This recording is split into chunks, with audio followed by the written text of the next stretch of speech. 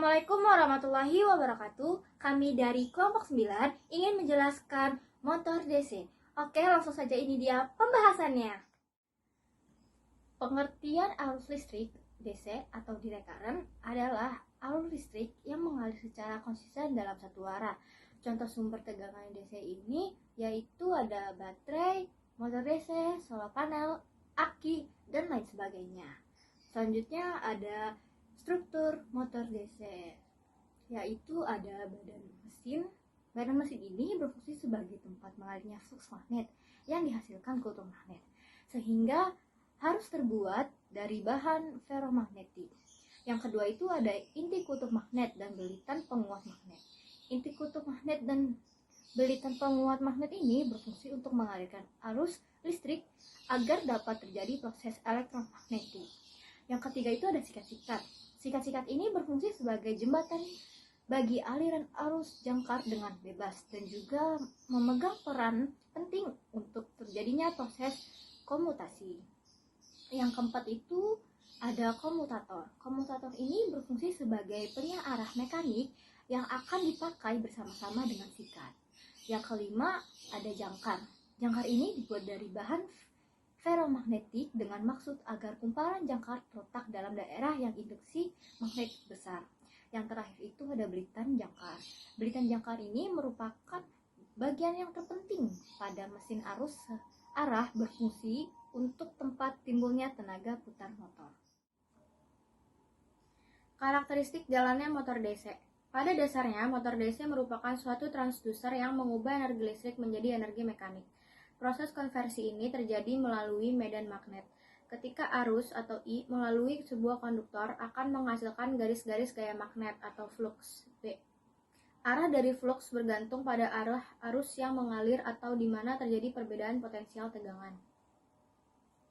Cara menjalankan motor DC. Dalam mengoperasikan motor putaran maju mundur atau putar kanan putar kiri dapat dilakukan dengan dua cara, yaitu yang pertama secara manual dan yang kedua secara otomatis. Sistem manual biasanya tidak menggunakan time delay relay atau TDR sebagai pengatur waktu putaran berikutnya. Sedangkan sistem otomatis menggunakan time delay relay atau TDR. Cara menjalankan motor DC.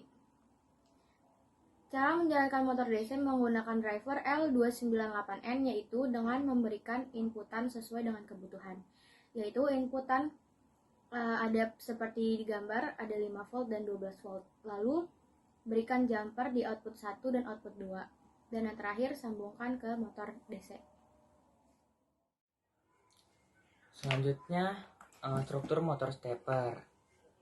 Motor stepper ini terdiri dari rotor, magnet, flank, stator, coil, ball bearing, dan ada shaft.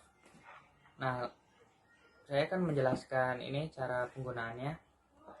Yang pertama kita berikan inputan dari baterai ke sumber ini yang ada di drive.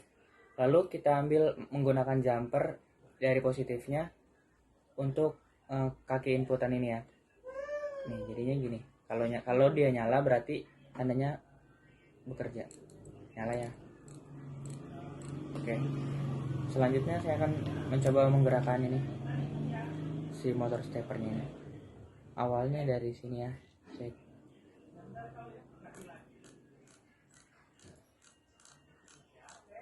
Pergerakannya sangat sedikit, jadi kita butuh waktu untuk bisa menggerakkannya. Terlihat ya, bergerak sedikit-sedikit.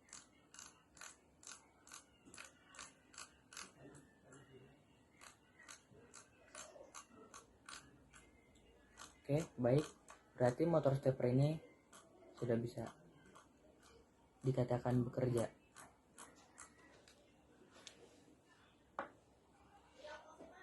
Terima kasih.